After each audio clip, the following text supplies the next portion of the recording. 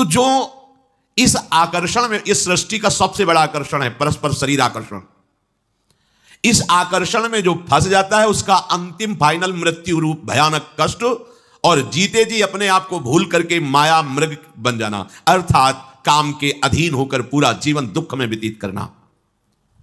घर, पुत्र, स्वजन, संबंधी, पशुधन, ये सब अनित्य, नाशवान, भुलावे वाला। कैसा भुलावे वाला? भले है ना 1 करोड़ रुपया बैंक में जमा है, भले हमारा परिवार है, हमारे पास जमीन है, हमारे इसी के चिंतन में तुम्हारा पूरा जीवन निकल जाएगा। जो वास्तविक धन श्री हरिनाम राधा नाम, उससे अछूते रह गए, ठगे गए। एक घर, स्वजन, धन, पशु, मित्र आदि ने ठग लिया तुम्हें। माया ने इनका रूप धारण करके भगवत भजन नहीं करने दिया तुम्हें, ठगे गए तुम। बराबर जन्म मृत्यु, प्रलय, महाप्रलय सब भोगने पड़ेंगे। इसलिए विचारवान पुरुष को चाहिए कि उसे समझ लेना चाहिए, जैसे इस लोक में सब ये दुख है ना, तो परलोक में थोड़ा सा सुख ज्यादा दिखाकर है परिणाम में दुख है। जैसे तुम यहां किसी की सुंदर स्त्री देख करके अपनी स्त्री पर दृष्टि डालना बंद करके उधर देखकर जल रहे हो कि अगर ऐसी पत्नी हमारी होती तो मैं कृतकृत्य हो जाता। ठीक ऐसे स्वर्ग में विमान पे बैठे हैं, अप्सरा पास है, नृत्य गान हो रहा, पास में उस विमान से 100 गुना अधिक, क्योंकि उसका पुण्य अधिक है, तेजस्वी विमान और अत्यंत सुंदर अप्सरा। अब वो भूल गया अपने सुख वैभव को, जल रहा है उसको देख के। पूरा का पूरा ऐसे ही थोड़ा सा ऊपर के लोकों में और पवित्रता और महत्ता, लेकिन सब नष्ट होने वाला है, ये कुछ बचने वाला नहीं। आ ब्रह्म भुनान लोकान पुनरावर्तिनो अर्जुन, ये सब नष्ट, परिवर्तनशील, आने जाने वाला है। इसलिए कोई दान पुण्य इस भावना से न करे कि स्वर्ग में सुख प्राप्त करेंगे, क्योंकि वो भी ऐसा ही है, उसमें भी शांति नहीं है, परमानंद नहीं है। क्या करे? तो मेरा अब पतन ना हो, नाश ना हो, भय से मैं मुक्त हो जाऊं, इसके लिए तस्मात् गुरुम प्रपद्येत जिज्ञासु श्रेय उत्तमम शाब्दे परे च निष्णातम ब्रह्मण्युपशमाश्रयम। अब उस विचारवान पुरुष को चाहिए कि वो गुरुदेव की खोज करे। भगवान की खोज करना कठिन नहीं है, भगवान के रहस्य को जनाने वाले गुरुदेव का मिलना कठिन है। महत्संगस्तु सुदुर्लभ हो, अपने लिए तो कह रहे हैं अनन्य चेता सततम यो माम स्मृति नित्य सहा तस्याहम सुलभा, मैं सुलभ हूं, पर वासुदेवा सर्वमिति समहात्मा दुर्लभा, सुदुर्लभा। मैं सुलभ हूं पर महात्मा दुर्लभ है। अगर महात्मा मिल जाए तो अनन्य चित्त होने में देर नहीं लगेगी। तात स्वर्ग अपवर्ग सुख धरी तुलाय कंग, तूलन ताय सकल मिली जो सुख लव सत्संग। गुरु की खोज करनी चाहिए। कैसे करनी चाहिए? पहले उस अव्यक्त गुरु से प्रार्थना करनी चाहिए, परमात्मा से, ईश्वर से, प्रभु से। हे नाथ, आप हमें गुरुदेव रूप से मिले, मैं नहीं जानता कौन गुरुदेव है, कैसे होने चाहिए। इतना ज्ञान विद्यार्थी को क्या ज्ञान की कौन टीचर किस स्थिति में है, कितना प्रवीण है, वो तो विद्यार्थी है बेचारा। हाँ, प्रिंसिपल जान सकता है, जो टीचरों के ऊपर अधिकारी, इनमें से कौन सा प्रवीण है, कौन किस कोटि का, किस स्थिति का। ऐसे ही सब गुरुओं के परम गुरु जगत गुरु भगवान श्री कृष्ण है। सबसे पहले प्रभु से प्रार्थना करे कि गुरु के बिना ज्ञान नहीं, परम पद नहीं, मोक्ष नहीं, मोक्ष मूलम गुरु कृपा।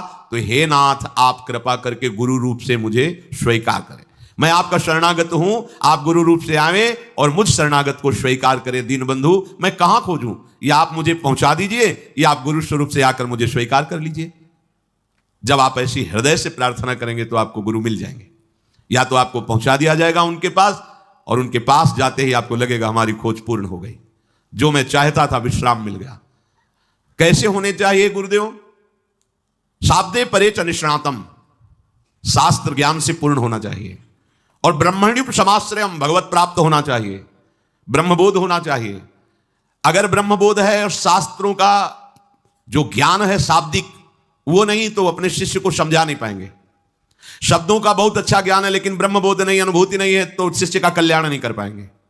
इसलिए दोनों बात होनी चाहिए। शाब्दे परे च निष्णातम, शब्द ब्रह्म अर्थात शास्त्रों के पारदर्शी विद्वान, और ब्रह्मण्युपशमाश्रयम, ब्रह्मबोध संपन्न अर्थात भगवत तत्व का अनुभव किए हुए हों, ऐसे गुरुदेव का आश्रय ले ले।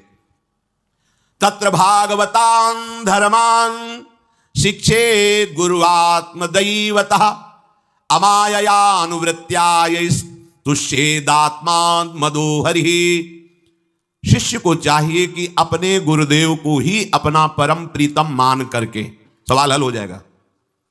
शिष्य को चाहिए कि अपने गुरुदेव को अपना परम प्रीतम मान करके, अपनी आत्मा मान करके, अपना इष्ट देव मान करके निष्कपट भाव से गुरुदेव की सेवा करे, गुरुदेव के समीप रहने की आकांक्षा करे। समीप रहने का भाव उनकी आज्ञा में रहना। आप यहां जैसे 1000 कोस दूर रहते हैं पर अपने गुरु की आज्ञा में रहते हैं तो आप गुरु के समीप हैं, और आप गुरु के शरीर के समीप रहते हैं पर आज्ञा उल्लंघन करते हैं तो आप गुरु से बहुत दूर हैं। ये बात ध्यान रखना। ये मायाकृत बात नहीं है कि शरीर के समीप हो तो आप गुरुदेव के समीप हो, नहीं। गुरुदेव की आज्ञा का पालन करते हो, बहुत दूर हो तो गुरुदेव के समीप हो, और गुरुदेव की आज्ञा का उल्लंघन करते हो तो शरीर के समीप रहते हुए भी आप बहुत दूर हैं गुरुदेव से। गुरुदेव की निष्कपट भाव से सेवा, गुरुदेव के पैर दबाना, वस्त्र प्रक्षालन करना, भोजन देना, ये सब एक अंग है सेवा का। इसे पूर्ण सेवा नहीं कहते। पूर्ण सेवा कहते हैं गुरुदेव की आज्ञा में जीवन समर्पित कर देना। अब क्या करवा रहे हैं इससे हमें मतलब नहीं। आप खड़े रहिए, यहां आप बैठ जाइए, आप ये कीजिए, हमारा जीवन समर्पित है, हमें इनकी आज्ञा पर रहना है। और ये बात भगवान देख रहे हैं कि आप भगवान के नाते ही गुरु को भगवान मानकर अपना मन वचन कर्म से उनकी अधीनता स्वीकार की तो भगवान ही आपको बोध करा देंगे कि मैं गुरु रूप में हूं, मेरा ये स्वरूप है। परमानंद में निमग्न हो जाओगे। गुरु की जब कोई इस तरह से आराधना करता है तो गुरुदेव उसे भक्ति की क्रियात्मक शिक्षा देते हैं। क्रियात्मक, मंगला से लेकर शयन तक, व्यापार से लेकर एकांतिक समाधि तक, यह गुरुदेव की प्रकट क्रियात्मक शिक्षा होती है। आप केवल चित्त को समर्पित कीजिए, गुरुदेव में सब प्रकाशित हो जाएगा। प्रश्न करने की जरूरत नहीं पड़ेगी, उत्तर ही उत्तर आपके हृदय में रहेगा, प्रश्न खत्म हो जाएंगे। हम जब तक अपना अलगाव रखते हैं तब तक प्रश्न होता है, जब अलगाव खत्म हो जाता है तो उत्तर आके विराजमान हो जाता है, प्रश्न की जरूरत नहीं पड़ती। गुरुदेव का आश्रय लेने वाले शिष्य को चाहिए सर्वतो मनसो असंगमादौ संगम च साधुषु दयाम मैत्रीम प्रशयम च भूते श्रद्धा यथोचितम। अपने शरीर से, अपनी संतान से, अपने पारिवारिक जनों से गुरुदेव की कृपा शक्ति से अनासक्त होना सीखे, माया मुक्त होने के लिए। यही हम फेल होते हैं। यदि माया मुक्त होना है, गुरुदेव की शरण ली है, गुरुदेव का आश्रय लिया है, तो आपकी अनासक्ति बढ़नी चाहिए। कहां? शरीर से अनासक्त, पुत्रों से अनासक्त, परिवार के संबंधों से अनासक्त। अनासक्त का मतलब बाबा जी बन जाना नहीं होता है, ये अंदर की बात होती है। नाथ सकल संपदा तुम्हारी, मैं सेवक समेत सुतनारी, अनासक्त का स्वरूप है गृहस्थ में। फिर गुरुदेव की कृपा से वृत्ति जागृत होती कि भगवान के भक्तों से कैसे प्रेम करना चाहिए। एक बार श्री आचार्य चरण वल्लभाचार्य जी के शिष्य थे किसी राजकीय विभाग में, और कुछ घोटाला हो गया। यद्यपि उनका कोई अपराध नहीं था, अन्य कर्मचारियों के द्वारा, तो उसमें जो बड़े अधिकारी थे वो भी शिष्य थे श्री वल्लभाचार्य जी के, तो उनकी पूरी संपत्ति जब्त कर ली गई और उनको जेल सजा हुई। जब वल्लभाचार्य जी के बड़े अधिकारी दर्शन करने आए तो उन्होंने सिर्फ इतना पूछा, तुम्हें पता था कि वो तुम्हारा गुरु भाई है? कहा जी। तो तुम्हारे हाथ में इतना शासन था कि तुम बचा सकते थे? जी। क्यों नहीं बचाया? अगर तुम्हारा सगा भाई होता तो तुम क्या करते? बोलो ना क्या करते? तो उनका शरीर से, बुद्धि से, धन से, जैसे भी होता मैं उसे बचाता। इसे क्यों नहीं बचाया? इसका मतलब गुरु संबंध से श्रेष्ठ तुम्हारा परिवार का संबंध है, जाओ हम तुम्हारा त्याग करते हैं। श्री वल्लभाचार्य जी अपनी सगी बहन से भी पूज्य गुरु बहन है, अपने सगे भाई से भी प्यारा गुरु भाई है, क्योंकि सगा भाई माता के उदर से संबंध रखता है और गुरु भाई भगवान से संबंध रखता है, श्री जी से संबंध रखता है। हमारा भक्तों के साथ कैसा व्यवहार होना चाहिए? कम से कम सगे भाई जैसा तो होना ही चाहिए। वैसे तो लालाचार्य जी को आचार्य चरण ने आदेश किया था कि भगवान के प्रेमी जनों को भगवान के समान देखना चाहिए। यदि ऐसा ना हो तो गुरु के समान तो देखना ही चाहिए, तो उनका ऐसा भी नहीं कर सकते, आपके समान मैं किसी को नहीं मान सकता। तो उनका फिर सगे भाई जैसा तो मान सकते, बोले आजीवन व्रत आपकी आज्ञा का पालन करूंगा। तो पूरा चरित्र आता है उनका उसमें कि कोई वैष्णव का शरीर बहा जा रहा था, उन्होंने उपहास किया लोगों ने, तो तुम्हारा वो लाए और संस्कार किया, भगवान के पार्षद आए प्रसाद पाने, बड़ा चरित्र है। इसमें कह रहे यदि माया मुक्त होना चाहते हो, गुरु का आश्रय, उनकी सेवा, मन वचन कर्म से उनकी अधीनता, और शरीर संबंधियों से अनासक्ति। इसके बाद भगवान के वैष्णव जनों से, भक्तों से कैसे प्रेम करना चाहिए, यहां यह बात क्यों कह दी? क्योंकि यही अपराध सब मिटा देगा आपको। ध्यान रखना, सृष्टि में कहीं भी आप भयंकर अपराध करोगे तो सबसे पहला काम होगा गुरु पर दोष दृष्टि हो जाना, गुरु से संबंध हटवा देना, क्योंकि तुम्हारा तभी नाश होगा जब गुरु पर दोष दृष्टि और गुरु से संबंध हटेगा, तभी माया तुम्हें रौंद पाएगी। नहीं, गुरु मेहरबान तो चेला पहलवान। अगर गुरु कृपा दृष्टि है तो घोर प्रपंच में खड़ा भी हो तो भी माया उस पर आंख नहीं दिखा सकती। ऐसी भगवान की गुरु महिमा है। समस्त प्राणियों के प्रति दया मैत्री का निष्कपट भाव से व्यवहार करना गुरु से सीखे। कैसे हमें व्यवहार करना है? शौचम तपस्तितिक्षाम च मौनम स्वाध्याय मार्जवम ब्रह्मचर्य महिंसा च समत्वम द्वंद्व संगयो। सदैव वस्त्र पवित्र रखे, शरीर को पवित्र रखे। ये पशुओं जैसा आचरण करने वाले भजन नहीं कर सकते। ये जो कहते हैं ना भजन में मन नहीं लगता, पवित्रता चाहिए। अब ऐसे पशु की तरह शौच हो लिए, उठे चल दिए, ऐसे नहीं। पवित्रता, शौचाचार का निर्वाह कीजिए। लघुशंका भी जाइए तो जल लेकर जाइए। इंद्री का प्रक्षालन, फिर हाथ का प्रक्षालन, फिर 3 बार आचमन, राधा वल्लभ श्री हरिवंश, राधा वल्लभ श्री हरिवंश, जैसे शास्त्रीय विधान में केशवाय नमः, नारायणाय नमः, माधवाय। पवित्र रहिए। देखो भजन कैसे नहीं होता।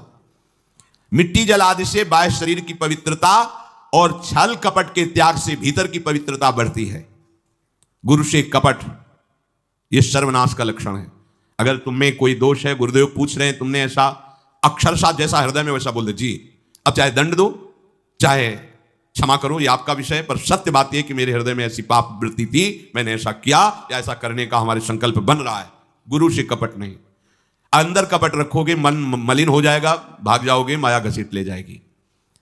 जो गुरुदेव ने उपासना दी है उसी का केवल अनुष्ठान। समय कहां आपके पास और के लिए? कहां समय है? प्रियाजू के सिवा हमारे पास समय कहां है? ऐसी दिनचर्या है, एक क्षण भी तो समय नहीं है, तो हम फिर और क्या अनुष्ठान करें? अपनी लाडली जी को हर समय देखते रहना है, दुलार करना है, नाम मंत्र वाणी जी का गायन, उन्हीं की सेवा में। गृहस्थी हैं तो जो व्यापार नौकरी उन्हीं के लिए समर्पित करें। इसके लिए बहुत सहन शक्ति चाहिए। ठंडी गर्मी, मान अपमान, निंदा स्तुति, परिवार वालों की अवहेलना, ये सब मिलेगा इनाम में। इसे सहो चुपचाप, इसके लिए रो मत। कैसे लोग हैं, रो देते हैं, शरीर की प्रतिकूलता में रो देते हैं। अरे आंसू श्री जी के लिए, सिर्फ प्यार में रो श्री जी के, और सब दुख मुस्कुरा के सहना सीखो। मौनम, वाणी को बहुत संभालिए। नाम जप के लिए मौन बहुत आवश्यक है। अगर बार बार थोड़ी थोड़ी देर में बोलते रहेंगे तो एकाग्रता भंग होती रहेगी, नाम में मिठास नहीं अनुभव कर पाएंगे। कभी कभी ऐसा होता है, ये जाम हो जाता है, बोलना भी चाहे तो नहीं बोल पाते, क्यों? क्रम टूट जाएगा। शाम के समय जैसे किसी से मिलना जुलना नहीं, तो तभी लोग पूछते मौन हो क्या? तो फिर नहीं, मौन नहीं, क्या बात, इशारे समझ लो जो काम, चलो। क्योंकि अगर निरंतर मंत्राकार वृत्ति तो बोलने की भी हिम्मत नहीं रह जाती, पर वहां तक पहुंचने के लिए वाणी का मौन आवश्यक है। मौन का मतलब ऊं करना नहीं है, आवश्यक हो तो शब्द बोल दो, नहीं अधिकतर मौन रहने की चेष्टा करो। जो आपको मार्ग मिला है, कई बार वर्णन किया है कि सत्संग में जो शब्द आपको लगते हैं तो डायरी में लिखना चाहिए, या याद कर लो, बाद में लिख लेना जाके। और अपने लिखे हुए सत्संग के वचनों को रोज स्वाध्याय करना चाहिए। अमुक तारीख के सत्संग में ये पॉइंट, और उनको बार बार, ऐसा नहीं कि आपको ही कह रहे हैं, जहां जहां संत मिले, जो जो बोले, उनके सामने तो लिखा पड़ी नहीं, पीछे हट के लिखना। 2 डायरी हैं, एक सन्यास की है, एक वैष्णव मार्ग। दोनों को, गुरुजनों की, महापुरुषों की वाणी को एकदम एकाग्रता से सुनाओ। जब अलग हटे तो सबसे पहला काम, इस तारीख को इस महापुरुष ने ये शब्द बोला, और उन्हीं का बार बार स्वाध्याय करना। क्योंकि सब शास्त्रों में कहां दौड़े घूमेंगे, महापुरुष जन सब शास्त्रों का सार बोलते, उसे लिख लिया। सरलता, आपका जीवन सरल होना चाहिए। छल कपट द्वंद्व, मुख में कुछ और, हृदय में कुछ और, आचरण में कुछ और, यह दुष्ट पुरुष का लक्षण है। उपासक का, शिष्य का लक्षण नहीं है। दुष्टता का त्याग करो। हृदय में कुछ और चल रहा है, वाणी से कुछ और बोल रहे हो, आचरण में कुछ और है, यह दुष्ट पुरुष का लक्षण है। साधु पुरुष का जो वाणी में वही, हृदय में वही, आचरण में है, तीनों की मिलान है, वही साधु है, वही उपासक है, वही भक्त है, जिसकी तीनों एक हो।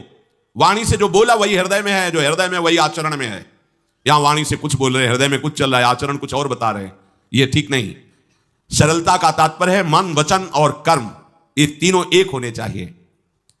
अहिंसा, वाणी से शरीर से किसी को भी कष्ट ना पहुंचे, ऐसी अंदर धारणा रखो। वो अपने संकल्प विकल्प करके कष्ट भोगे, उसकी बात, हमारे द्वारा किसी को कष्ट ना पहुंचे, ये हमारी धारणा हो। राधे राधे प्रिय भक्तों, गुरुजी ने गुरु की महिमा को बहुत ही अच्छे से समझाया। गुरुजी की वीडियो अगर आपको अच्छी लगी हो तो कमेंट में राधे राधे जरूर लिखना और चैनल को सब्सक्राइब जरूर करना दोस्तों। राधा राधा राधा राधा राधा राधा राधा।